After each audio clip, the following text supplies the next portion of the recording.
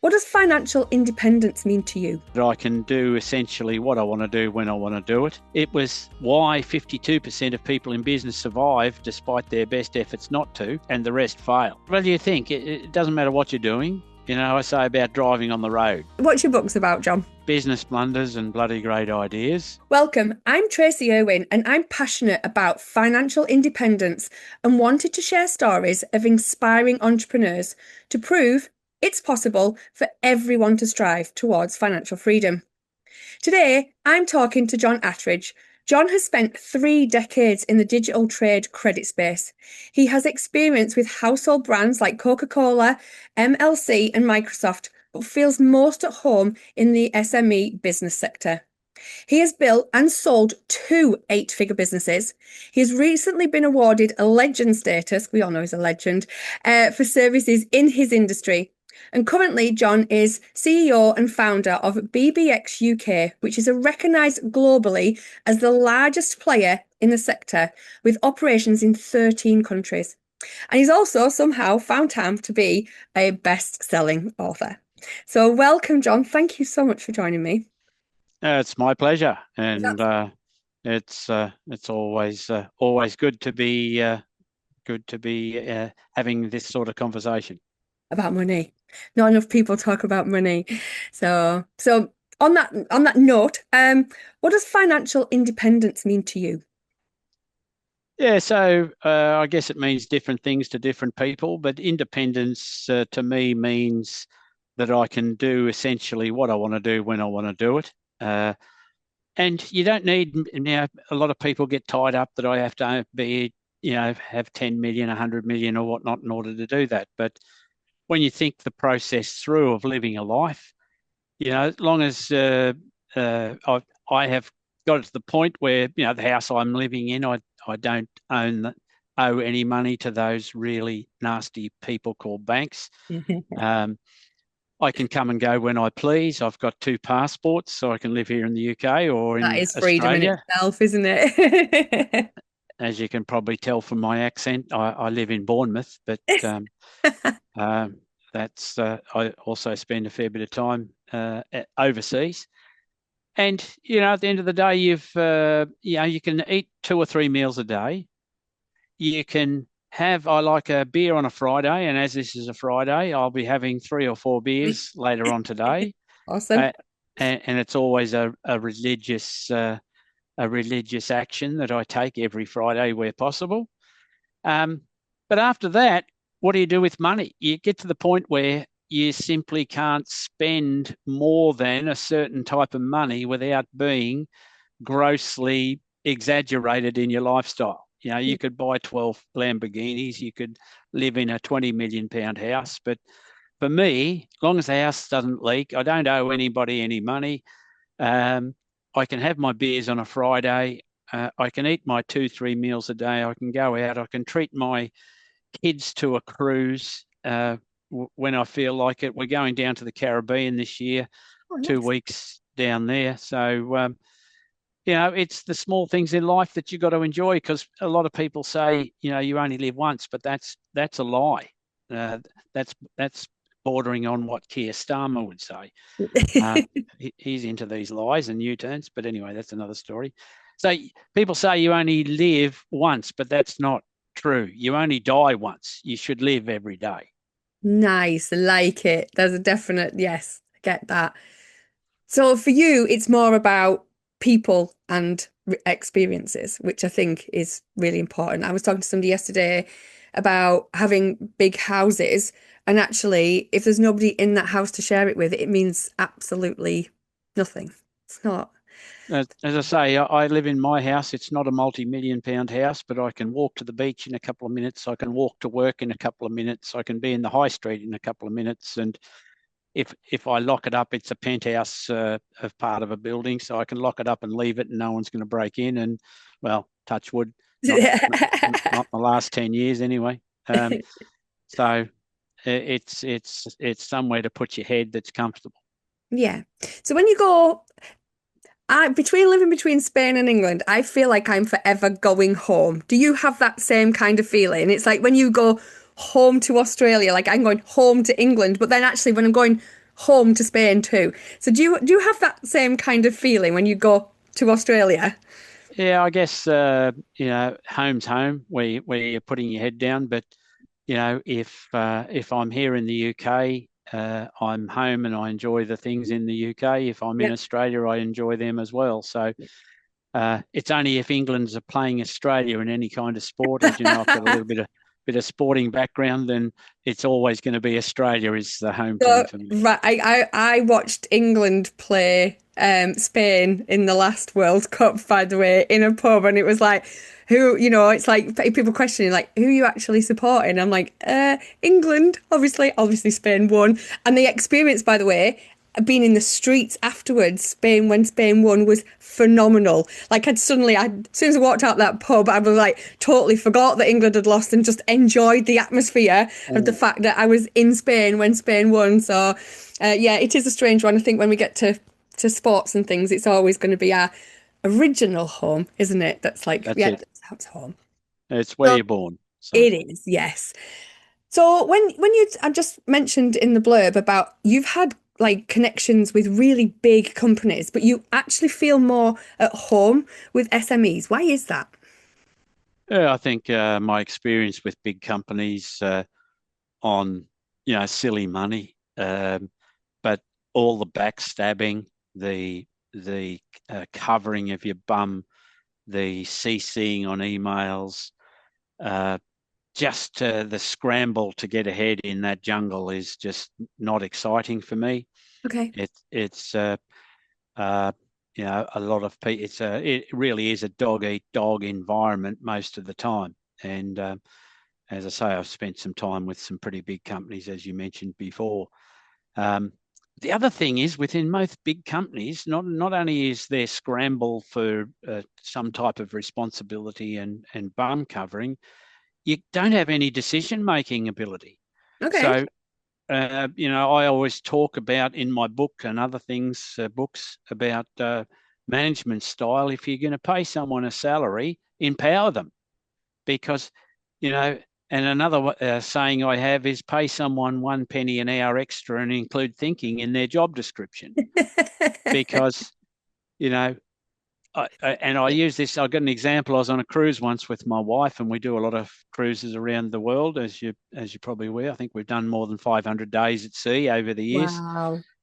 And I had some issue with my cabin, and I poked my head out the door and saw the cabin boy, and I said, "Oh, look, I've got a issue." And as soon as I got to that, he went, "Stop! Don't tell me. You'll make it my problem." And uh, so there's an example of someone in a mid-level, in his case is probably a low-level position within the company that hasn't been empowered to take action. And there's a very good friend of mine called John Scholl. He's a leading expert globally on customer service and empowering employees to give the customer some great service Yes. and we've all been in the situation where you're talking to someone, you're sitting at an airline desk and you say, I want the door to open left to right, and it's opening right to left at the moment. And they say, yeah, above my pay grade.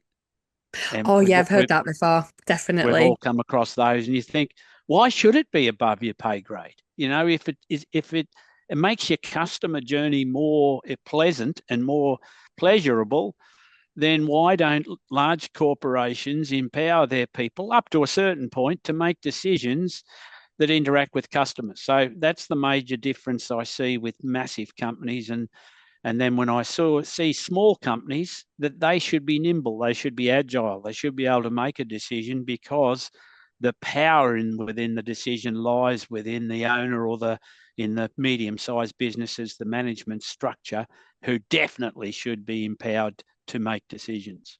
Yeah. I stayed at the Radisson at Twickenham last year and I watched them interact with everybody around me and stuff. I'm a people watcher. I'm so curious. And my experience of them was everything anybody asked, they just said yes. Like nothing was too much trouble. And when I went to check out, I actually said to the lady, I said, I'm interested. I said, I've had a fantastic experience here. I said, because I can see everyone, every single one of you as a member of staff, from the people in the breakfast room to the people behind reception, absolutely everybody was empowered to just help people. And I said, how do Radisson do that? She said, we get sacked if we say no. I was like, pardon? Yeah, And she said, we are told, like, we have to say yes. That is our job to fulfill the customer service. And it's not, nobody is below that or above that. She said, it's everybody. And she said, when we get inducted, that's how powerful it is. And I said, I can see it. I just yeah, watched it. It was like, and I was like, why don't more hotel chains even have something similar? I think it's very strong to say you get sacked if you don't say yes, but it worked. Everyone in there was so nice of customer service, so nice. So I yeah. was like, interesting. Yeah. So it's my dream that, because small business employs about 50% of the global population. Um, and so they're trying to compete against these big guys, and they can compete against them currently because the big guys are too Titanic-ish. Yeah. They turn the wheel, but it takes, a couple of days for the ship to start moving after the action is taken. Um, Whereas in a small business, you've got the advantage of being agile, you've got the advantage of being nimble, and you can make decisions that empower the customer, which is what you should be doing, a lot easier. So I started off with the business community, and that's one of the reasons I wrote my first best-selling book, which was Business Blunders and Bloody Great Ideas. But the Yep. paraphrase for that, it was why 52% of people in business survive despite their best efforts not to, and the rest fail. Okay.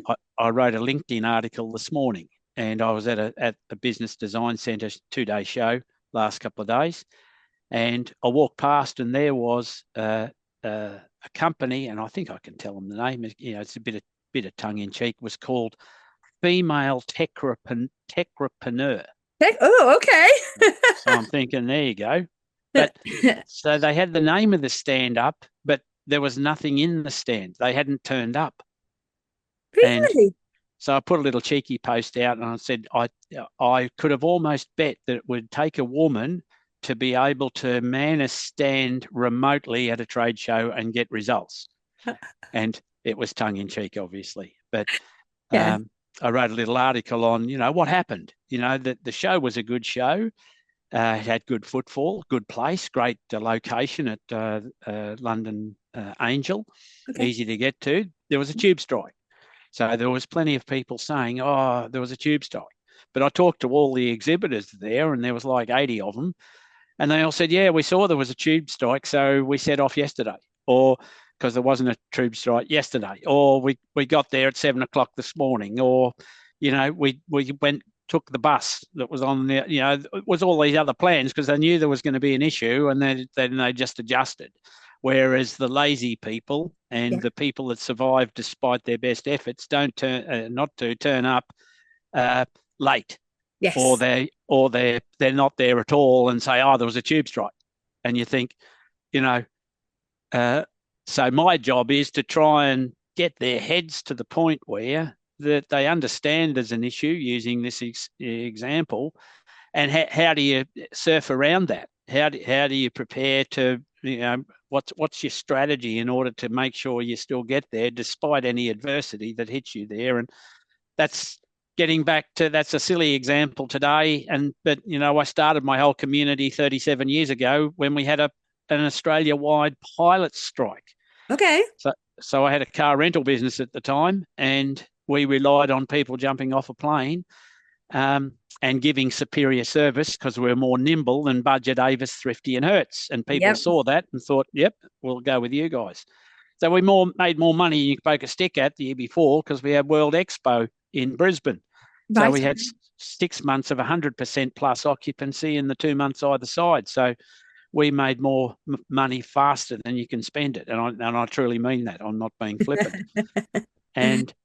But then fast forward the year after, this strike went on for 5 months. So we Wow. went from hero to zero in the space of a week or two, because as soon as people had found their way to get back to where they came from, they didn't need to hire a car from me again. So we still had all our fixed overhead, our lease payments to Mazda, the staff wages, the rental space that we had. We had 3 depots at the time, and but no revenue. And so we started this business community, which was I scratch my back, you scratch yours, which was small businesses in the same boat. Okay. So, and then we thought, how can we change and do something different, because there was no Aussie dollars running around. And that's why we invented our own business currency back in the day, pre-digital, and then bought and sold to one another. And I was the centre hub that did the transactions like a bank should. So not only do we keep track of the transactions and send everyone a statement every month, we also promoted one another's business to each other on a buy-sell basis, a little bit like today, LinkedIn, if it got married to PayPal. Are you working harder than ever, but feeling like you're getting nowhere? You're not alone. Most business owners I speak to feel trapped in their own success, working 60 hours plus a week, missing family time, and honestly, they're not even sure why they feel so stuck. They just know something needs to change. If this sounds familiar, I've created a quick quiz to help you find out why you feel stuck in your business. It takes only 2 minutes, and I give you clarity on exactly what's keeping you trapped, and more importantly, how to break free. The link's in the description, so why not take it now?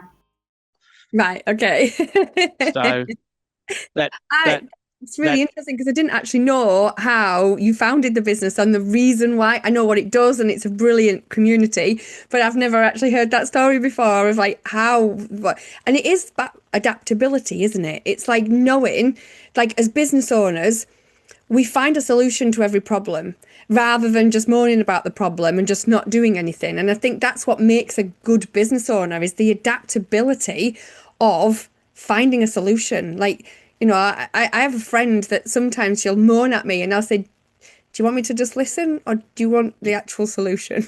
Because sometimes they don't want to hear it.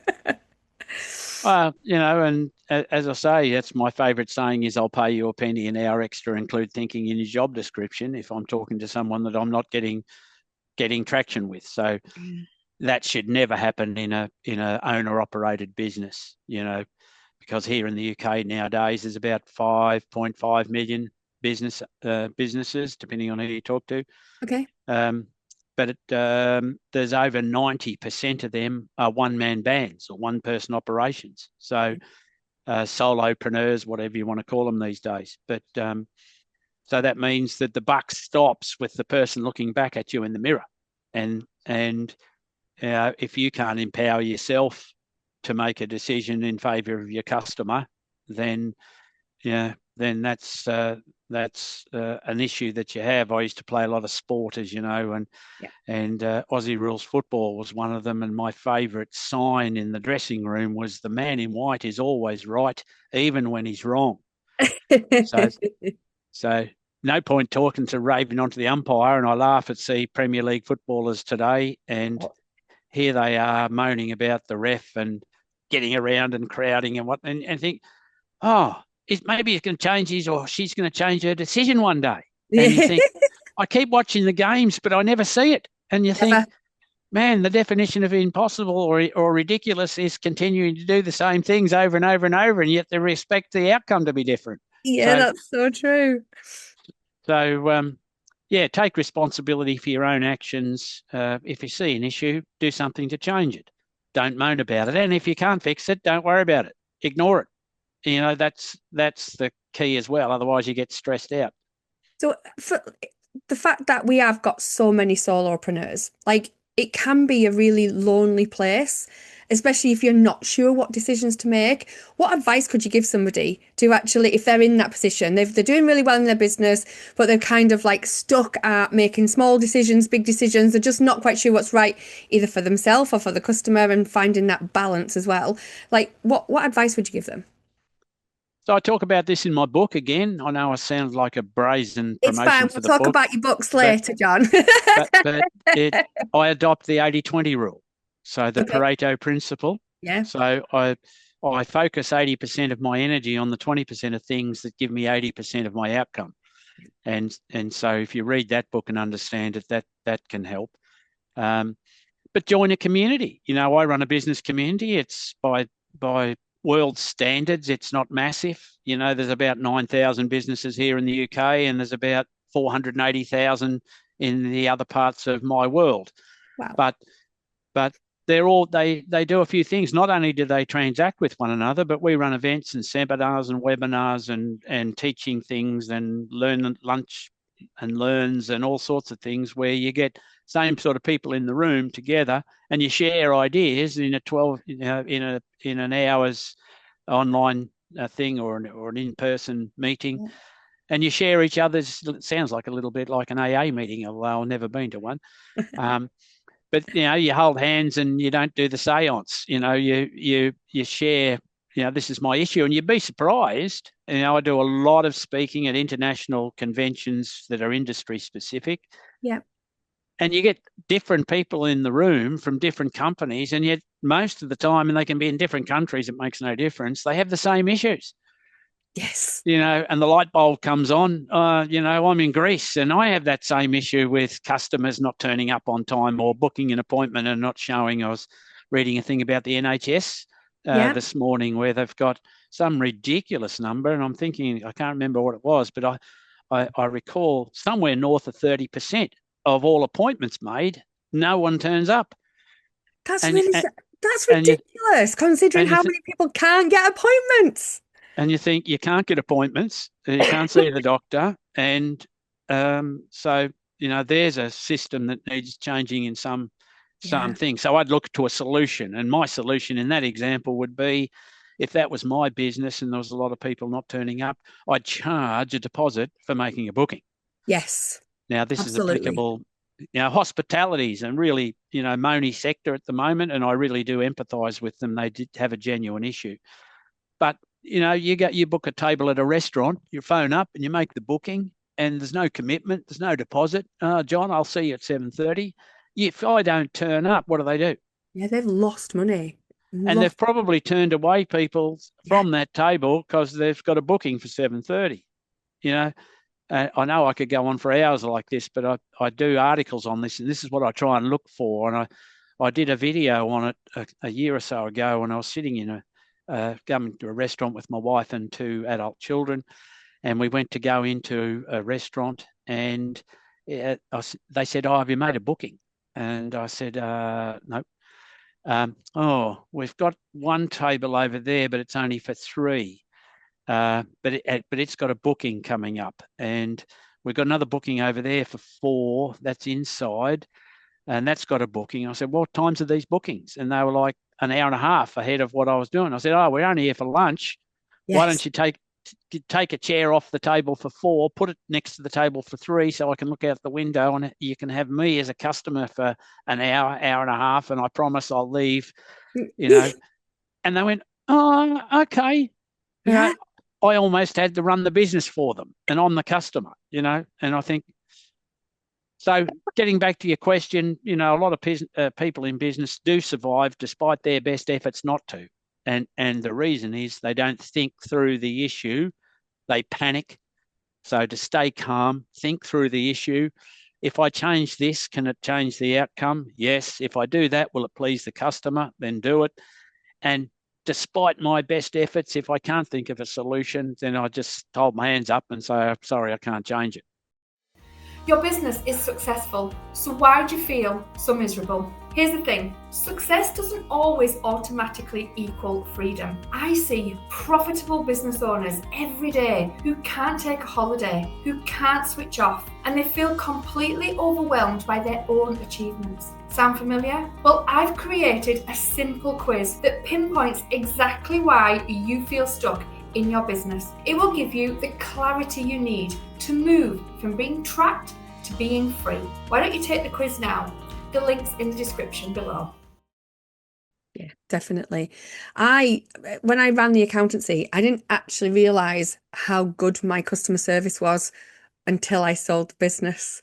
And that switch between coming from my company into somebody else's and the feedback I got afterwards was like really hard to hear, because I expected somebody else to look after them as well as I did, and they didn't.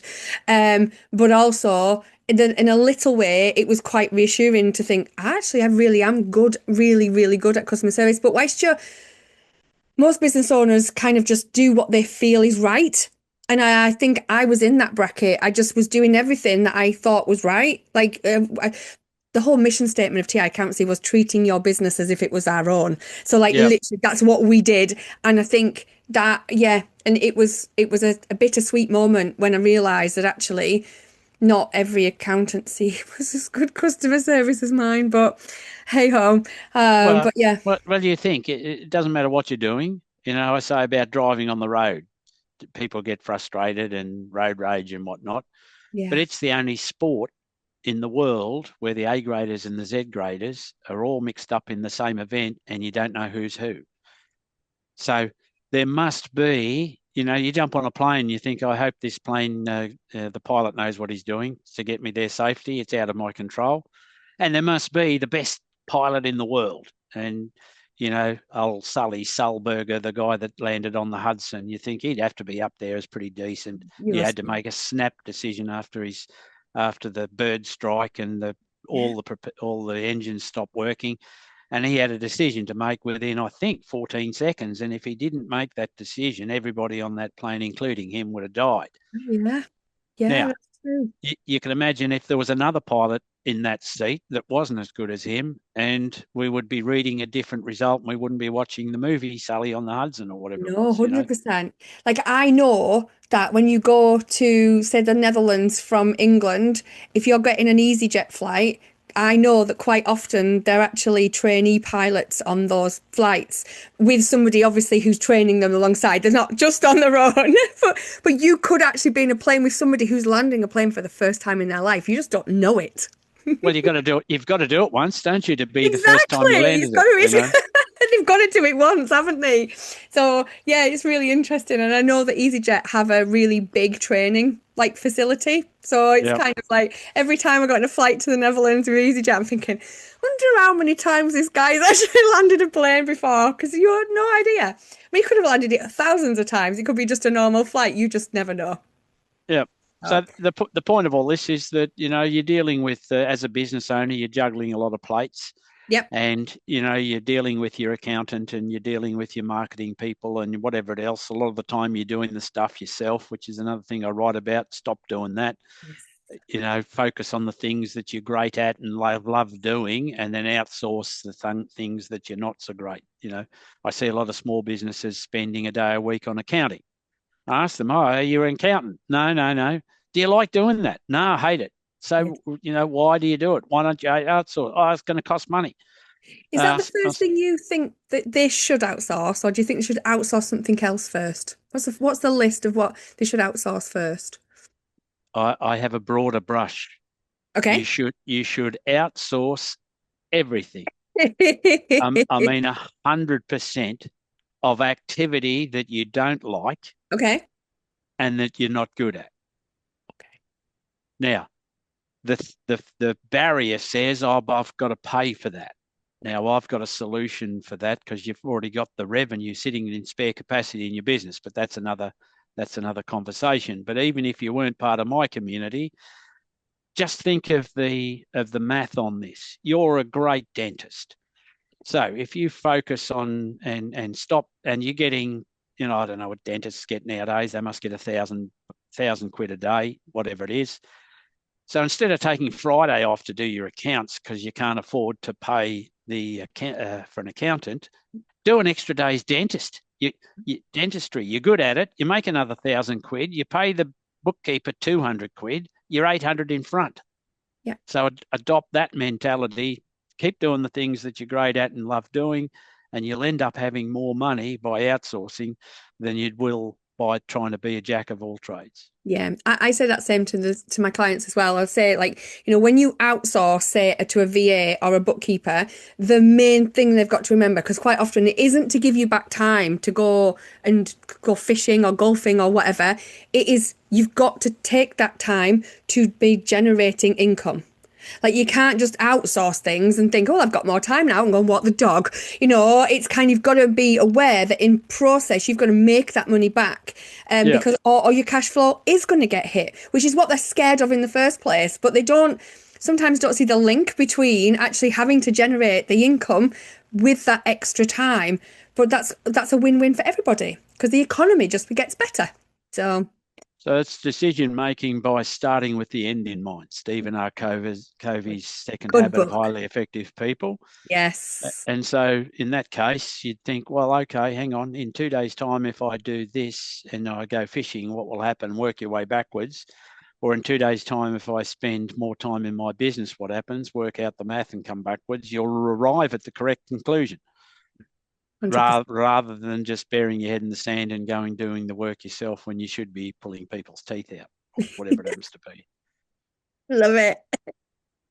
So tell me, oh, I already know, but let's tell everybody what's your book's about, John? So I'll do an unashamed plug. This was the Yes, first one, the please. bestseller. So Business Blunders and Bloody Great Ideas. And Who does that again, help? it's helped small business owners who keep making stupid mistakes.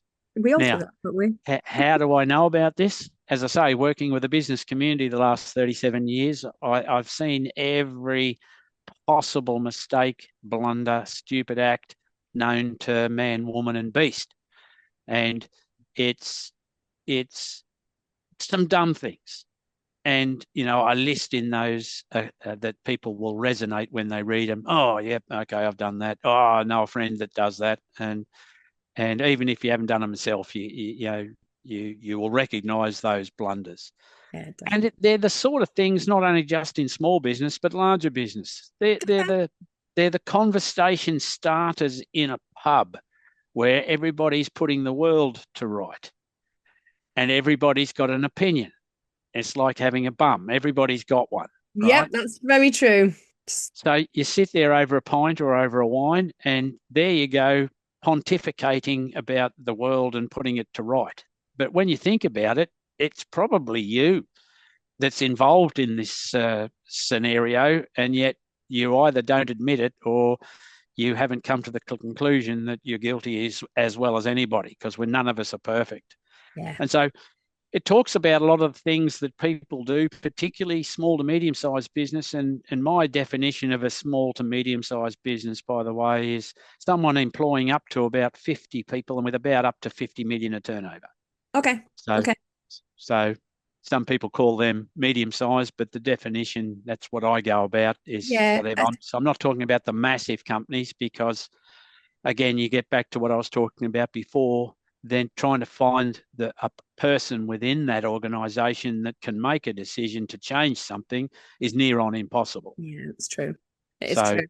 I like dealing with the people that I can help by attending one of my seminars or whatever it happens to be. I can do a Q&A, give them a set of things and say, come back and talk to me in a month or 12 months and tell me that didn't work. And rarely do I ever get that. So. Yeah. Nice. So the book talks about, how to put to right a lot of the things and how to grow, scale, and exit your business for more if that's what you're about. I can't help, and this might sound harsh, and I have a term for people in this thing, and please forgive me, but I call them starving seagull business owners. Okay.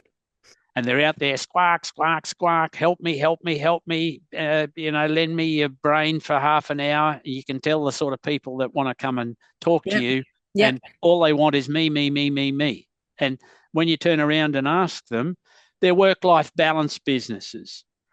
They're hobbies. Right, okay.